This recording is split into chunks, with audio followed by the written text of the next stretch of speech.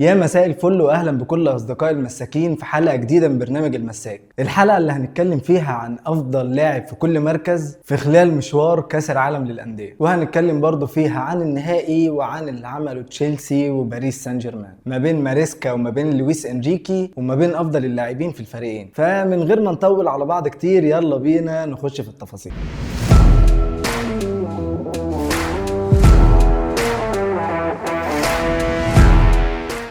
وفي البداية صديقي المساك هنتكلم مع بعض عن بداية المباراة. تيبيكال اللي عمله باريس في ريال مدريد، بس المرة دي باريس هو اللي خد على العين، واللي عملناه في البطولة بط طلع علينا وز. تشيلسي بيسجل جول مبكر جدا في الماتش بعد محاولة هي التانية كربون نفس اللعبة من نفس اللاعب كول بالمر، بس الاولى جت جنب العارضه وهزت الشبكه وكلنا افتكرناها جون في الاول، علشان صديقي المساك يرجع كول بالمر تاني بعدها ويجيب نفس الكوره للمره الثالثه وبرضه يجيبها جول. واللي باريس عمله في ريال مدريد خده في الماتش ده، وزي ما قلنا الماتش اللي فات يدخل فيه جون مبكر اذا الماتش ضاع منك. ومش بس كده، ده كمان يجي فيك جون تاني فالماتش يضيع اكتر، ونفس اللي حصل في تشابي الونسو يحصل في لويس انريكي. اهتزاز دخل الماتش، الفرقه ضاعت، طلعت من تركيزها وشكرا يا معلم. تشيلسي ركب وتسيد المباراه، ونفس برضو اللي حصل مع ريال مدريد. مفيش هجمات على المرمى، مفيش استحواذ ايجابي، كلها كرات مش بتاعت باريس سان جيرمان، مش بتاعت المنتظر من باريس في ماتش زي ده. وده يرجعنا بقى لتصريحات لويس انريكي قبل الماتش، وطلع قال انا هكسب كل حاجه وكل البطولات اللي بلعب فيها هكسبها وهاخدها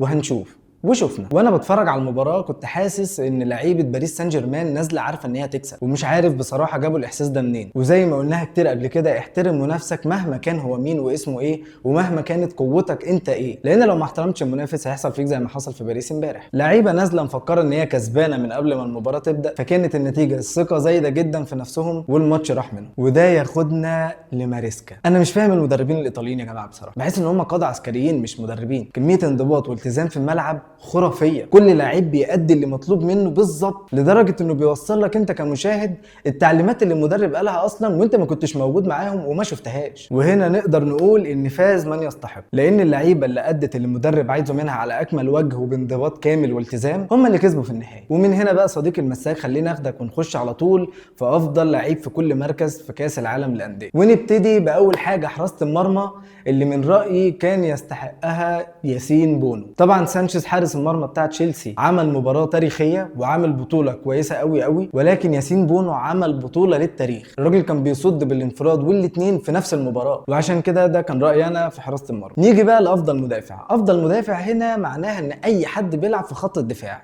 يعني باك يمين باك شمال او مساك، ده بالنسبه لنا مدافع. فمن رايي افضل واحد كان موجود في خط الدفاع هو اشرف حكيمي. الراجل بيعمل كل حاجه في الكوره يا جماعه، الراجل هجوم تلاقيه، دفاع تلاقيه، بغض النظر طبعا عن المباراه النهائيه اللي كانوا كلهم سيئين فيها مش هو لوحده. وعلى طول السيزون بالنسبه لي افضل حد كان موجود في خط الدفاع كله على مستوى العالم هو اشرف حكيمي. اما بقى خط الوسط، وده هنا برضو بيشمل كل لعيبه خط الوسط من خط الوسط الدفاعي للهجومي. وهنا انا مش هقدر اغفل رجل النهائيات الاول كول بالمر. ثقه، هدوء، فينش، كل حاجه موجوده عند الراجل ده بتقول ان هو لعيب كبير جدا جدا جدا رغم ان عنده 23 سنه. مستقبل كبير ومطمئن لتشيلسي. وهنا بقى نيجي لافضل مهاجم، ودي اللي هنضرب فيها بعض انا وانت شويه، لان انا بالنسبه لي افضل مهاجم هو اللي بيخلص، مش اللي بيقعد يلعب ونقول اصل ده مهاجم محطه وده مهاجم مش عارف ايه وبينزل الكره لزمايله. لو انت بتعمل كل ده وفي النهايه ما بتسجلش جوال، انا هعمل بيك ايه كمهاجم؟ عشان كده انا هختار اكتر واحد كان حاسم في الادوار اللي هم محتاجينه فيها، جواو بيدرو. جواو بيدرو اصدقائي المساكين جه في اهم مرحله في البطوله وكان حاسم جدا، لعب واداء وقوه، والاهم عشان ده مهاجم بيسجل. بس يا سيدي، ودي كانت اختيارات انا لافضل لعيبه في كل مركز. عايز اشوف اختياراتك انت لكل مركز برضو في الكومنتات. ولو انت بتشوفنا على اليوتيوب ما تنساش تعمل لايك وسبسكرايب وتفعل زر الجرس. ولو انت بتشوفنا على الفيسبوك ما تنساش تعمل فولو. ولو بتشوفنا على التيك توك